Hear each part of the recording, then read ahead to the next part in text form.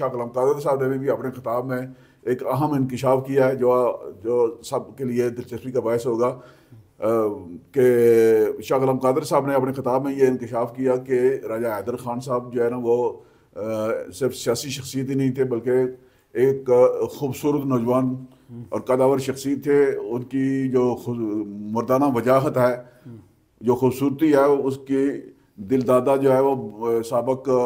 ہندوستانی وزیر اعظم جو ہیں اندرا گاندھی بھی ان کی موطرف تھی، بلکہ ان کے مابین جو ہے وہ پریم پتر کا تبادلہ بھی ہوتا رہا. راجہ حیدر خان صاحب کی یہ اور تو تاریخی واقعات راجہ بتائے ہیں حیدر جی. خان صاحب کی اور اندرا گاندھی صاحبہ کی جو ہے وہ ملاقاتیں بھی ہوتی رہی ہیں. اور جب اندرا گاندھی وزیر اعظم بنی تھی تو راجہ حیدر خان صاحب نے ان کو ایک